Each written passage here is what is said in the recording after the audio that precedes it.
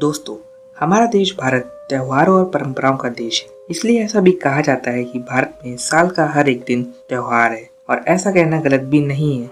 हमारे देश भारत में अनेकों धर्मों और संप्रदाय के लोग आपस में मिलजुल कर रहते हैं और एक दूसरे के रीति रिवाजों व परंपराओं का सम्मान करते हुए सभी त्योहारों को उत्साह के साथ मनाते हैं। लेकिन इन सबसे अलग भारत के कुछ समुदाय ऐसे भी हैं जो कुछ ऐसी परंपराओं का पालन करते हैं जो कि दूसरे त्योहारों और परंपराओं से अलग, अजीब से और चौंका देने वाले। ये त्योहार व रिचुअल्स भले ही इतने फेमस ना हो जितने की शायद दूसरे त्योहार जैसे होली, दीपावली व ईद है, लेकिन फिर भी इन त्योहारों का उन लोगों की जिंदगी में बहुत इंपॉर्टेंस है जिन्हें सेलिब्रेट करते हैं। और कहीं ना कहीं यह त्योहार भारतीय संस्कृति के उस पहलू को प्रदर्शित करते हैं जो आज भी अनसुना और अनजान है। तो आइए जानते हैं ऐसे ही 3 त्योहारों व रिचुअल्स के बारे में जो कि आज भी अनजान और अचर्चित है। क्या आप इस बात पर विश्वास कर सकते हैं कि भगवान भी कभी किसी इंसान को पॉजेस कर सकते हैं? Scientifically it is not possible, but spiritually it can be. कुछ ऐसी ही मान्यताओं पर आधारित है उत्तरी केरल और कर्नाटक के कुछ भागों में मनाया जाने वाला त्योहार तेयम। तेयम दक्षिण भारत का एक ऐसा त्योहार है इसके बारे में कहा जाता है कि यह फेस्टिवल न्यू स्टोन एज के पहले से भी मनाया जा रहा है। दरअसल तेयम मलयाली कैलेंडर के थुलम महीने के 10वें दिन यानी अक्टूबर के एंड में मनाया जाता है। इस त्योहार का मेन कॉन्सेप्ट एक डांस रिचुअल है जिसे एक खास कास्ट के लोगों के द्वारा ही परफॉर्म किया जाता है। ये लोग बहुत ही हैवी मेकअप, ड्रेसेज और ज्वेलरी के साथ इस डांस को परफॉर्म करते हैं और ऐसा कहा जाता है कि ये डांस तब तक नहीं रुकता जब तक कि प्रीस्ट किए जाने वाले देवता, जिन्हें तेयम कहा जाता है, डांस परफॉर्म करने वाले को पोसेस नहीं कर लेते। और एक बार पोसेस हो जाने के बाद डांसर को आगे कुछ भी याद नहीं रहता है और इस रिचुअल को करने के बाद सभी लोग यह मानते हैं कि उन्होंने अपने रिचुअल से गॉड को खुश कर दिया है और गॉड उनके विलेज को ब्लेसिंग और प्रॉस्पेरिटी देंगे।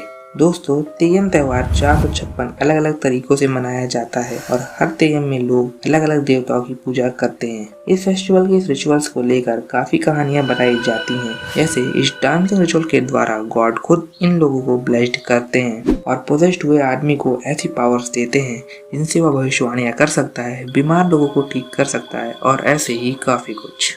दोस्तों, ये वियर्ड डांस और ये अजीब सी मान्यताएं ही इस त्योहार को दूसरे त्योहारों से बिल्कुल अलग और हटकर बनाती हैं। तो क्या आपने कभी तेयम देखा है? कमेंट करके हमें जरूर बताइएगा। आखिर कोई इंसान अपने देवता के प्रति कितना डेडिकेट हो सकता है? अगर आपको इसका बेस्ट एग्जाम्पल देखना है तो हम ले चलते हैं आपको तमिलनाडु, जहाँ पर लोग जलते हुए कोयले के ऊपर चलते हैं सिर्फ और सिर्फ अपने देवता के प्रति अपनी डेडिकेशन और प्योरिटी को प्रूव करने के लिए। और इस अनोखे रिचुअल को ही कहते हैं थिमिती, जो कि पार्ट है दिवाली से पहले मनाए जाने वाले लगभग 1 महीने लंबे सेलिब्रेशन का। बेसिकली इस रिचुअल को महाभारत से जोड़कर देखा जाता है। इसके बारे में कहा जाता है कि महाभारत युद्ध से पहले जब पांडव अपनी पूरी धन संपदा सहित अपनी पत्नी द्रौपदी को भी कौरवों से जुए में हार गए थे और इसके बाद जब भगवान श्री कृष्ण ने उनके वस्त्रहरण को रोका था, तब द्रौपदी ने यह शपथ ली थी कि एक दिन वह दुशासन के खून से अपने बालों को धोएंगी। और उस दिन से 13 साल बाद जब महाभारत युद्ध में पांडवों की जीत हुई, तब द्रौपदी ने अपने वचन को निभाया और नंगे पांव अंगारों पर चलकर अपनी प्योरिटी को प्रूव भी किया। और इस प्रोसेस को ही कहते हैं थीमती। इस त्योहार को मनाने वाले लोग द्रौपदी को गॉडेस मरियम्मान का अवतार मानते हैं और आज भी इस रिचुअल को फॉलो करते हैं। यहाँ तक कि कई बार लोग इसे करते हुए गिर तक जाते हैं और बुरी तरह से घायल भी हो जाते हैं। इसलिए इस त्योहार को रोकने की भी कई कोशिशें गवर्नमेंट के द्वारा की गई, लेकिन इस रिचुअल को फॉलो करने वाले लोग मानते हैं कि जो लोग गॉडेस द्रौपदी की तरह प्योर और डिटरमाइंड हैं, उन्हें इस रिचुअल को करने के बाद भी कोई चोट नहीं आती है। और आज ये रिचुअल सिर्फ भारत में ही नहीं बल्कि श्रीलंका, सिंगापुर, मलेशिया, मॉरिशस और भी कई देशों में फॉलो किया जाता है। आइए आगे बढ़ते हैं एक और ऐसे ही अनोखे और अविश्वसनीय त्योहार की ओर, जिसे कहते हैं थाईपुसम, जिसे लोग अपने शरीर में सलाई, हुक्स और स्क्रू लगाकर मनाते हैं और अपने इष्ट के प्रति अपने फेथ को दिखाते हैं।